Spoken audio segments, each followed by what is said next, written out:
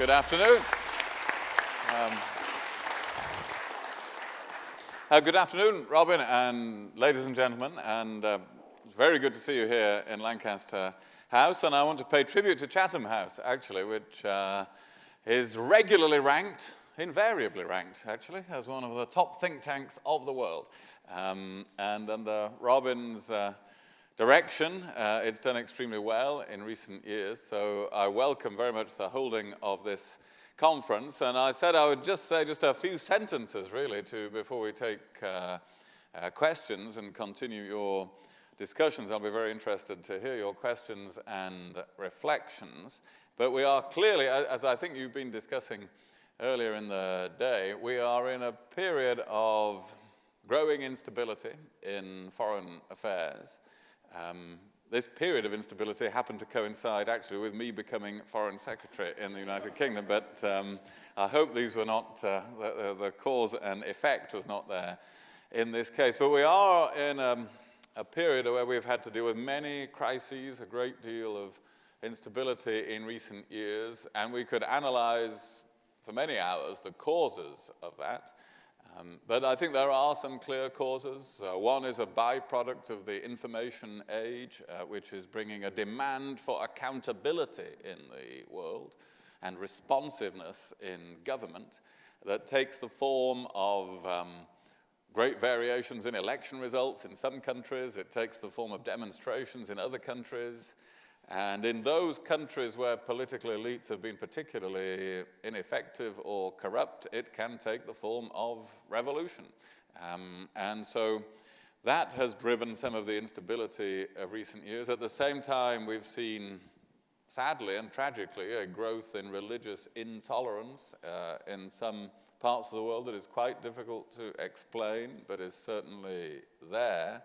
And we have seen the growth of a more multipolar world. There are more centers of decision-making in the world than there have ever been in the modern history of the world. And when you take these things together, on top of many other factors, then I think we see the growth of systemic instability. Since these factors are not going away in the near future, it is likely that that trend will continue. It is not as if the crises of recent years are just a random series of events which now come to an end, or at any time soon will come to an end. There are reasons to believe that there is a systemic growth of instability in world affairs, in foreign affairs. That means, of course, we have to have due regard to security, including to our own national security in a more unstable world. It certainly means, as practitioners of foreign policy, that we have to create the capacity, the resilience to deal with a whole range of unpredictable events. That's true on the small scale. It means when we've built the Foreign Office Crisis Center that we just opened a couple of years ago, it has to be able to deal with two crises simultaneously, not one. And we have to equip our institutions to be able to deal with a range of crises, with a range of dramatic developments, without always being able to predict what they are. Those thoughts are very much guiding me in the building up of the Foreign and Commonwealth Office in Britain as an institution. And that's why I've reopened the language school. I'm opening a diplomatic academy this year. I'm determined that we will have the institutional strength and experience to deal with more complex world affairs. It's why we have to adapt in our diplomacy to a networked world of not just relations between states, but with NGOs, with civil society, and with more states than ever before. In Britain, we are opening new embassies and consulates and not closing them. We're closing some, but the net effect is to open 18 new ones. In the last 4 years, we are expanding our diplomatic footprint so that we can conduct not only more multilateral diplomacy, but more bilateral diplomacy, that I think is also a key requirement in that less stable and more multipolar world. And we regard ourselves in the UK, and this is my final couple of sentences before turning over to you for your questions and thoughts. We regard ourselves in the UK as one of the countries in the world that can still turn the dial in world affairs, that can, in that more uncertain situation, pursue certain causes, help to resolve certain problems, always working with other nations. The days are gone when we or most other countries can do that unilaterally. But whether it is through our diplomatic efforts on Somalia, and we've done a lot of that in this room over the last few years with our major conferences and initiatives on Somalia, or next week's summit that I will host on preventing sexual violence in conflict. We, with our seat on the UN Security Council, one of the largest diplomatic networks in the world, one of the largest development budgets in the world, our membership of the EU, the Commonwealth, and so on, when we marshal our resources and take a lead, we can still move the dial in world affairs. And that has to give us some optimism. Problems can be solved despite that more systemically unstable world. Progress can be made. There are successful peace processes taking place in the world. There are successful disarmament programs.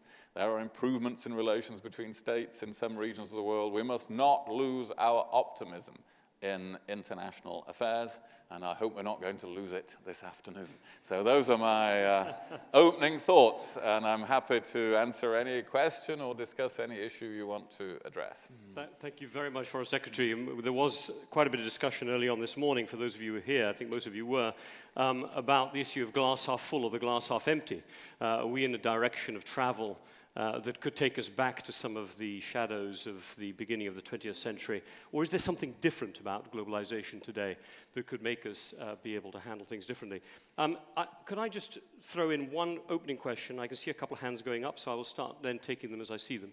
Just an opening question. You mentioned the UK's position on the UN Security Council. There was a very interesting comment made earlier on today by one of the panelists here, talking about the fact that this may be no longer the era of multilateralism, that we're going to have to head back to bilateralism, old-style diplomacy, country to country, that actually the system is somewhat broke at the multilateral level. We will be discussing this with our panelists in the next session in a minute.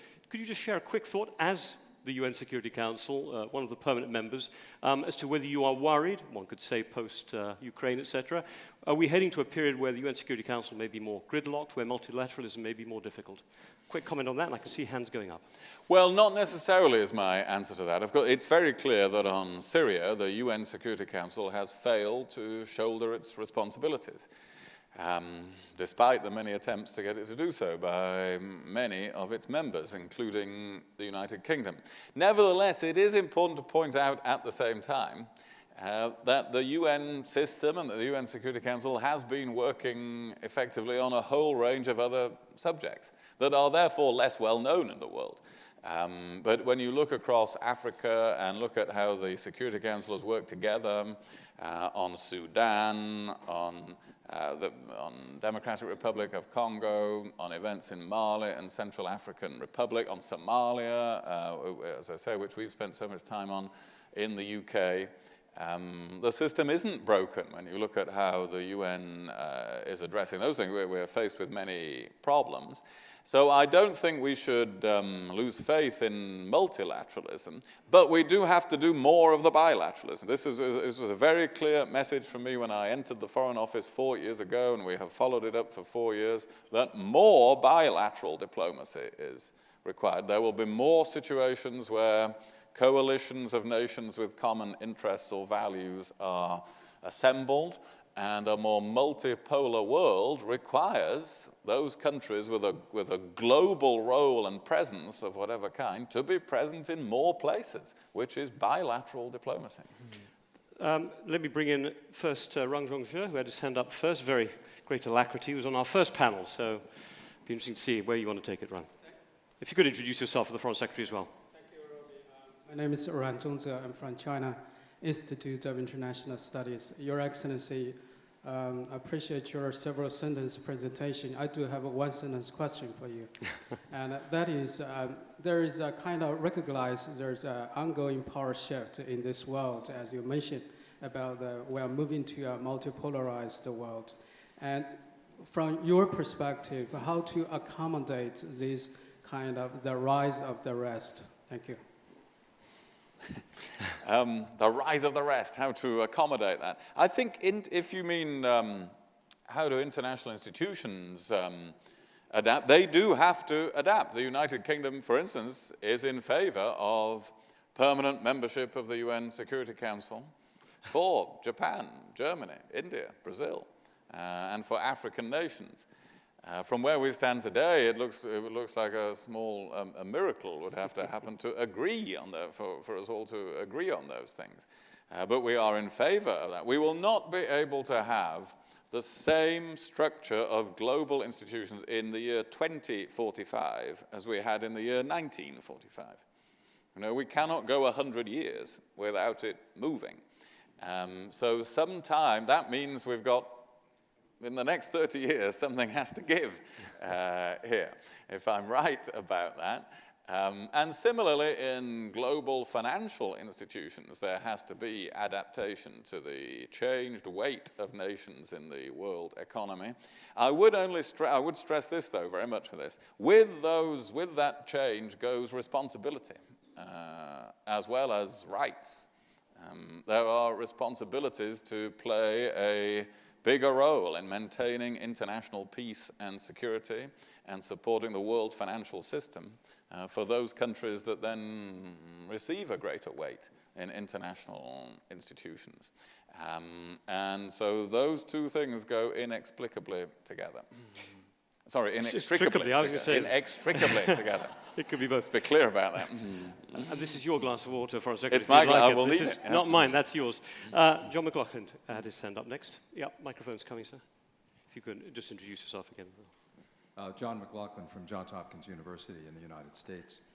There's a NATO summit coming up in Wales this summer of unusual importance, and I'm wondering how you think the agenda ought to be affected by the tensions we've experienced over the last 6 months or so in Eastern Europe with Ukraine and so forth.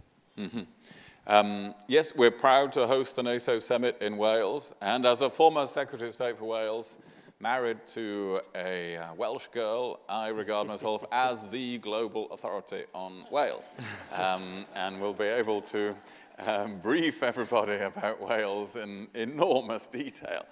But we're very proud to have it in Wales, and I think what's happened in Ukraine does change the NATO summit to some extent. It doesn't mean that we lose the important focus on transition in Afghanistan. That has to be maintained. And we have to maintain, in the world that I've just been describing, it is very important to maintain the thrust of building up NATO's global partnerships.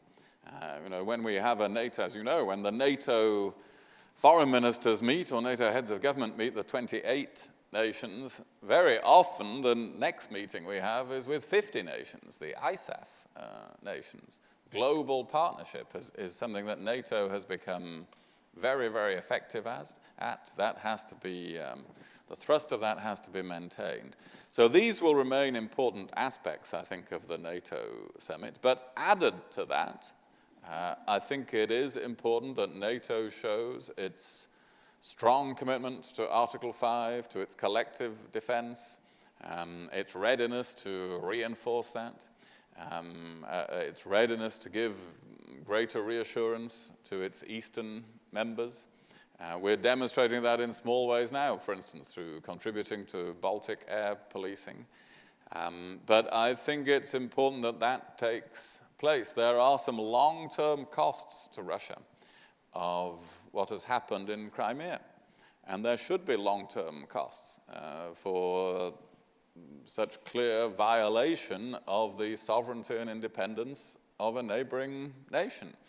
And those costs include that Europe will reduce its dependence on Russian energy supplies in the future, not in a hostile way to Russia, but increased diversification and greater independence. And there will be a stronger recognition in NATO of commitment to serious levels of defense spending and the importance of collective defense. So I think it does change the NATO summit in that way. I'm going to keep going quickly. I've got lots of hands. Camilla.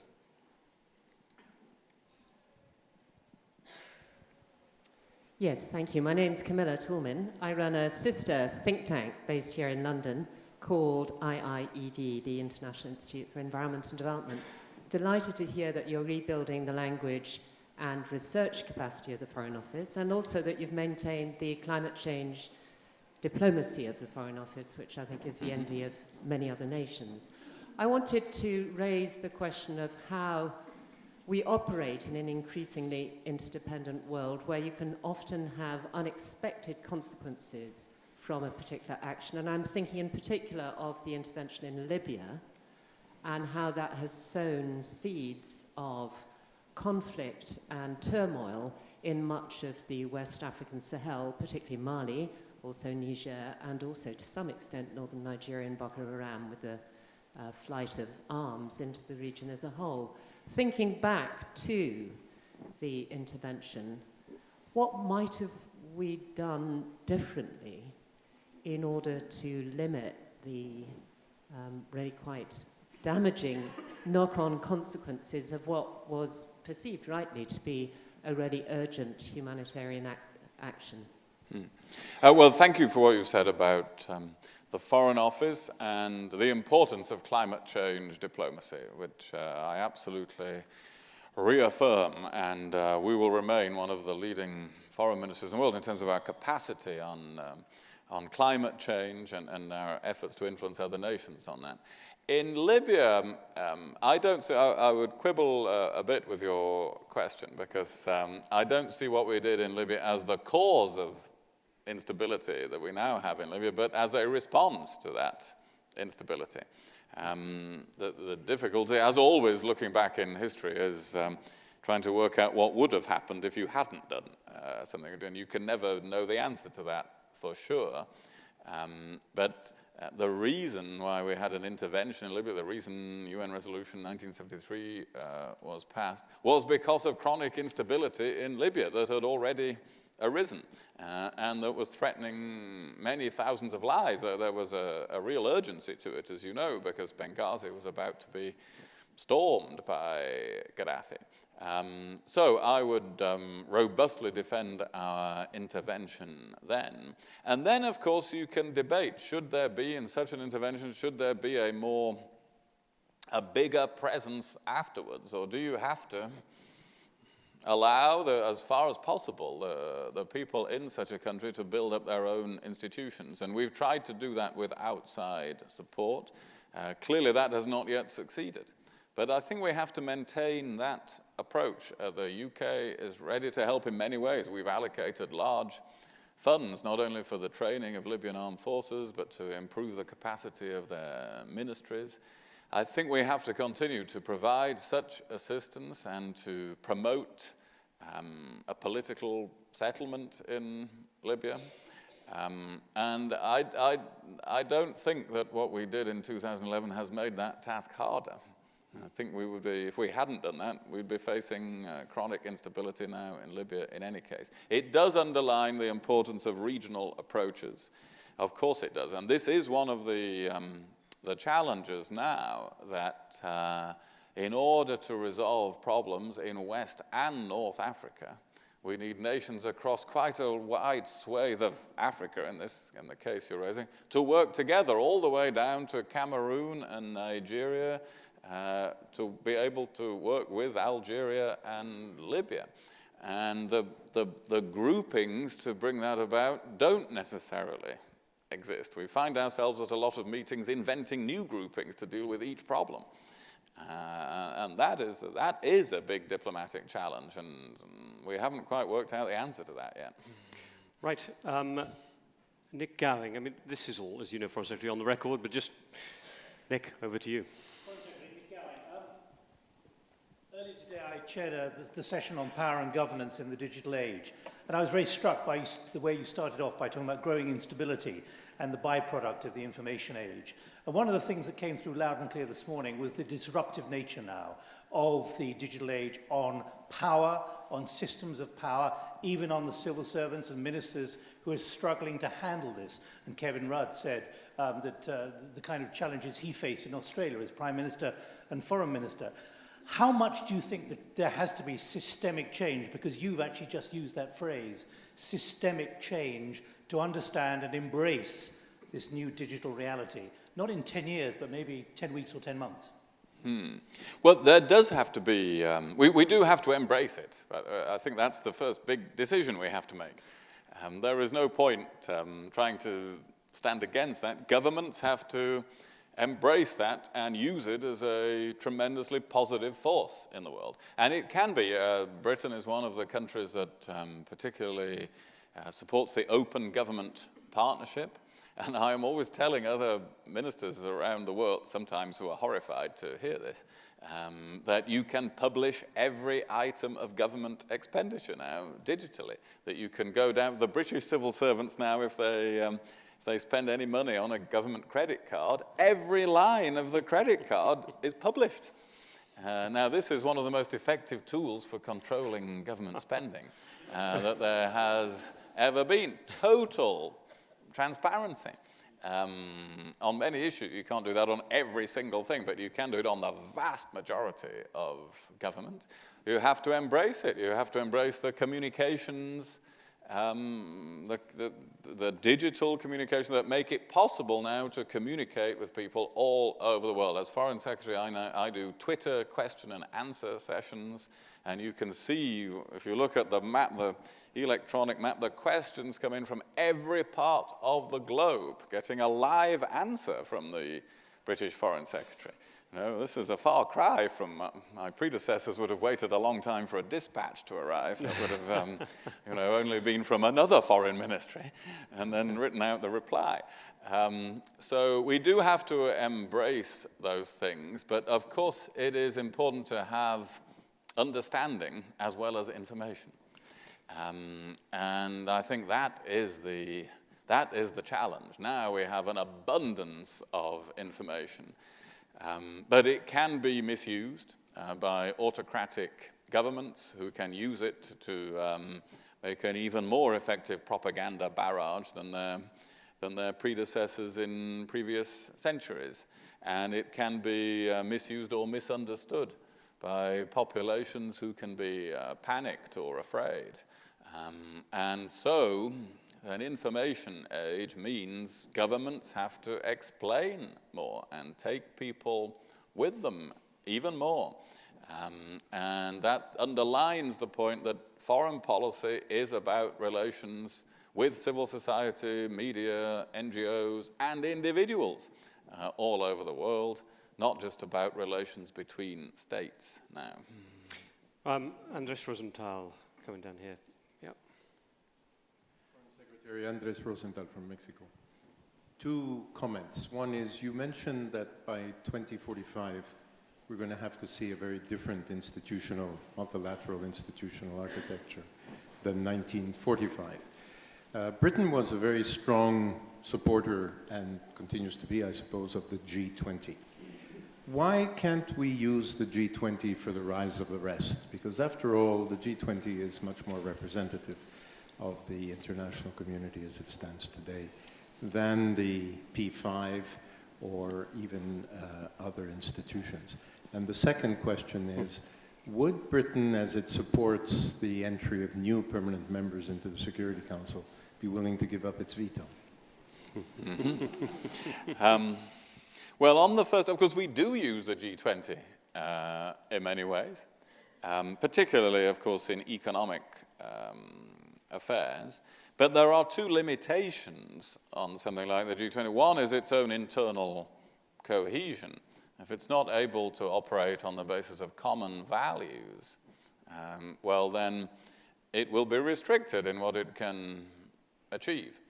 And, okay, it's the G20, but there are 200 nations in the world, and the other 180 want to have their say. And so I don't think that a group of 20 can be elevated to an artificial legitimacy, it has to be anchored in a broader international system, which is the United Nations. And therefore, we come back to the reform of the UN.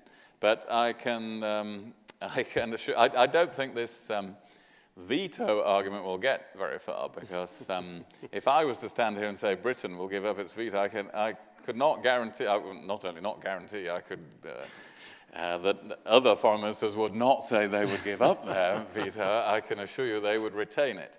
And so the idea of Britain giving up its veto, I hereby firmly veto. And I think there's an interesting difference, just as a quick aside. G20, which has dealt so much with economic issues, the UN Security Council, the security part of security, well, this will be something to be discussed later on by our next panel. I'm not going to comment around the side of it. I've got at least 3 comments still coming. I think we're sort of right on time here. Next, yes, please. So, I can't remember your name, but you had your question here. Right there. Keep your hand up, please. Thank you. Thank you. Your Excellency, Evgeny Preganov from Belarus. Looking at the British EU debate, looking at the British reaction and activity on the Ukraine crisis, looking at such small things as, for example, the closure of visa section, let's say, in Minsk, and the transfer of visa section to Moscow, where it's complete chaos and where people are waiting for months for their visas, which definitely blows the British image and the image of British diplomacy in the region.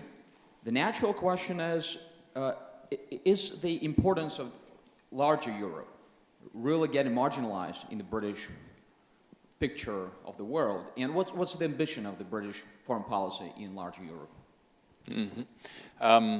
No, I don't think that's losing out in our... Thank you for your feedback on visas.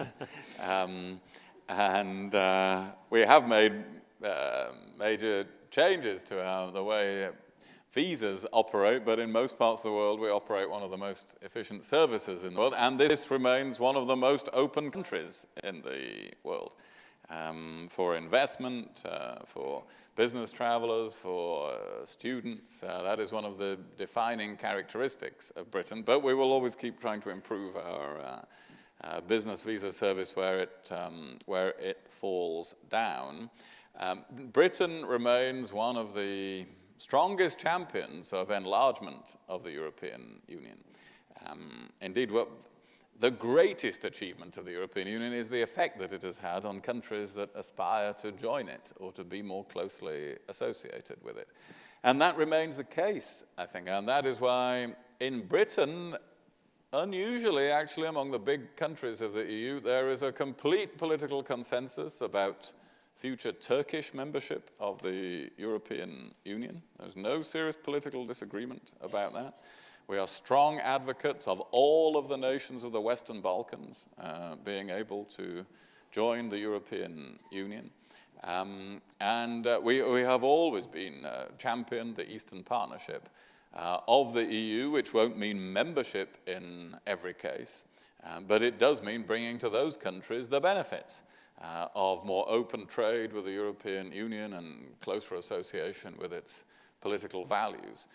So that is very, very important to us. I think we will have to differentiate a little bit more between countries so that those that move decisively in that direction, Moldova, Georgia, can really see the benefits even more quickly of closer association with the EU. I think it's very important that when a country like Tunisia sorts out its affairs, its constitution in the way that it has in the last couple of years, that its citizens can see the benefit rapidly of doing so. And the European Union has to support that, therefore, on its southern flank as well as on its eastern flank. But I can assure you this is very important for the UK. We retain one of the strongest networks across those Eastern Partnership countries of all the EU countries, and we will give a greater economic effort in the future in those areas. And we're heavily involved now in the support that we offer to Ukraine and the expertise and the know-how that we're supplying to Ukrainian ministries. So there'll be a big role for Britain in the future. Christopher Hill, first, please. Cambridge University. 2 brief questions, Foreign Secretary, if I may. First of all, to what extent is immigration policy now foreign policy? And secondly, as you do your job, how far do you find yourself looking over your shoulder to British civil society? You talked about civil society in general, and I think you were talking about it in global terms. But insofar as you hear increasing interest from British civil society, which voices are most vocal, and what sources do you tend to listen to yourself? Right. If I said immigration was now part of foreign policy, I would be in deep trouble with the Home Secretary when I get back to my department. But of course, these things are interlinked. As you know, one of the things we have done in the government that came into office 4 years ago is created the National Security Council so that we are able to consider together in the government major issues of security in its broadest sense, which includes everything from how we deal with organized crime to major issues of foreign policy to defense reviews and to immigration questions as well. So organizationally, I think British government works more cohesively on these subjects, and there are things that we discuss regularly. The Home Secretary and I, if you counted up the number of times we discuss topics together, immigration would be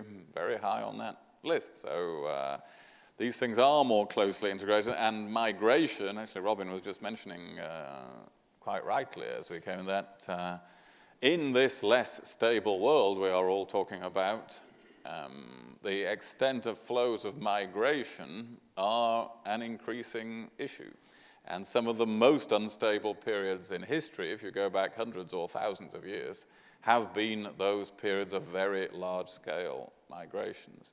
So these issues are interconnected, but we could talk about this for hours. I think I will stop at that point.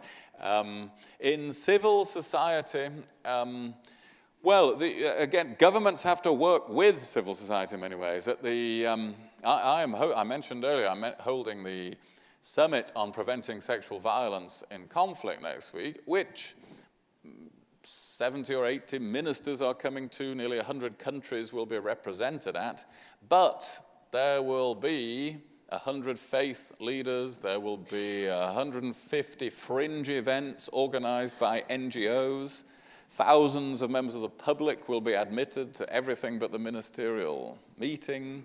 There will be silent cinema, there will be theater performances, all on the topic of sexual violence in conflict. So this is foreign policy these days, working with vast coalitions of civil society, which then reach more effectively into other countries than sometimes governments do. Yes, we institutionalize this to some extent. I have my human rights advisory group of leading NGOs on human rights issues who spend as much time advising me. I listen to them as much as to my own officials on human rights issues. So I think some of these organizations are the ones that shout the loudest in your words. But many others will grow up over the coming years. We are in an age of the single issue group rather than people joining a political party. That is how politics has changed. And that will lead to politicians spending more and more time with civil society. Marta Sue, you were waiting, had a hand up earlier. I've got a couple. Well. Can you elaborate a bit more on the British position on the selection of the next president of the Commission? I didn't ask that question. You notice I did not put that question. Because you rightly say, in my view, that the Spitzencandidate system is not, it must be seen as a more flexible one, and I happen to agree on that. But then you enter a new field, which is which is the right profile for a president of the Commission today, in your view? Which are the fundamental qualities, in the British view, for a Commission able to lead a more dynamic and global Europe? Well, Commissioner... I'll say Marta's time as a diplomat has really paid off very well with that question there. Absolutely. No names, just qualities, you know. Clearly, anybody who takes on that role has to be able to lead a vast organization and have the experience to do so, but hopefully any candidate who would get to that stage would have those qualities. It's very important, in our view, for the next European Commission, including the presidency of the Commission, to be devoted to making Europe more competitive, more flexible, to improving accountability in Europe. Some of the things we've just been talking about in world affairs, European institutions are not immune to these trends.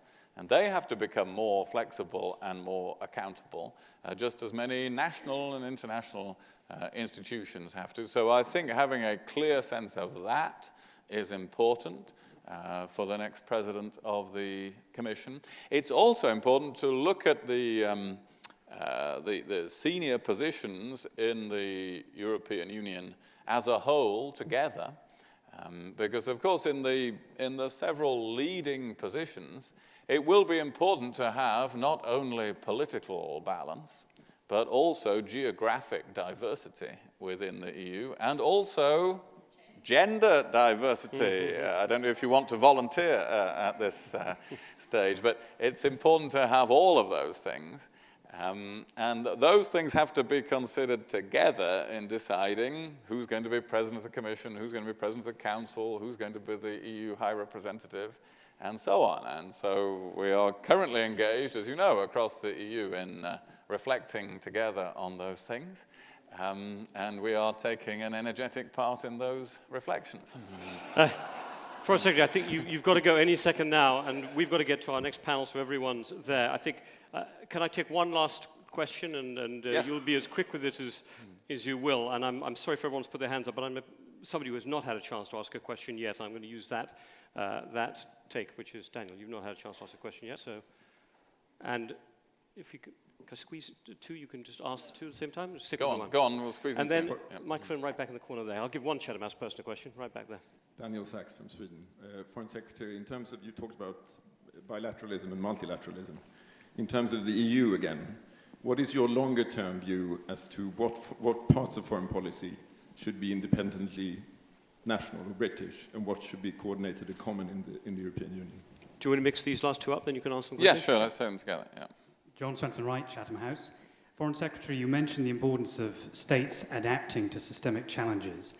In the context of Asia, arguably two states that are experiencing some important changes at the moment, Japan and North Korea. Japan, of course, now flirting with the possibility of embracing the doctrine of collective security. Is that something that you welcome, and how should that be encouraged? In the case of the DPRK, the UK, given its more than 10 years of diplomatic relations, has emphasized the importance of cultural diplomacy. How useful can that be in bringing North Korea out of the cold into the international community? Right, okay. The second question had two questions wrapped up in it very cleverly.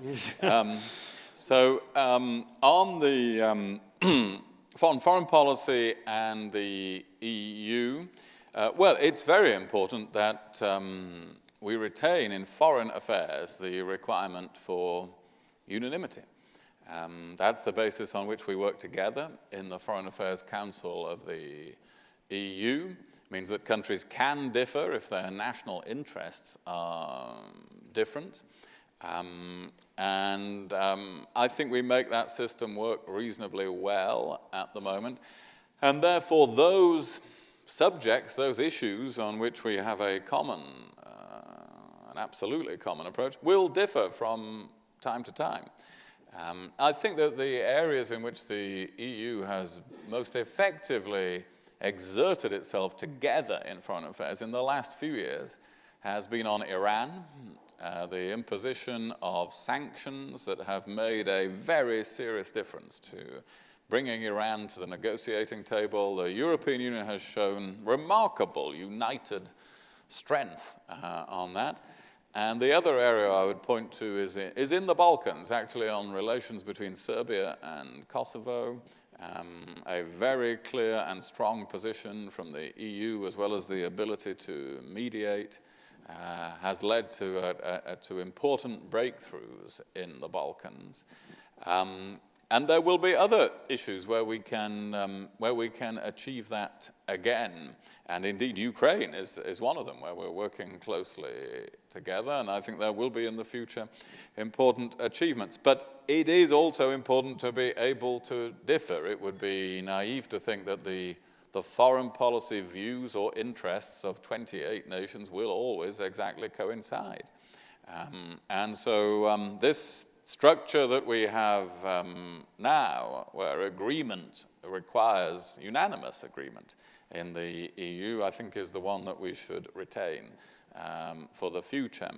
In Asia, on the DPRK, well, yes, we do. We have an embassy there in Pyongyang, which I think plays an important role. And indeed, there are we do attempt, and cultural diplomacy does take place. We can't say that has transformed the situation in DPRK, but I think it's important that that role continues and that presence continues.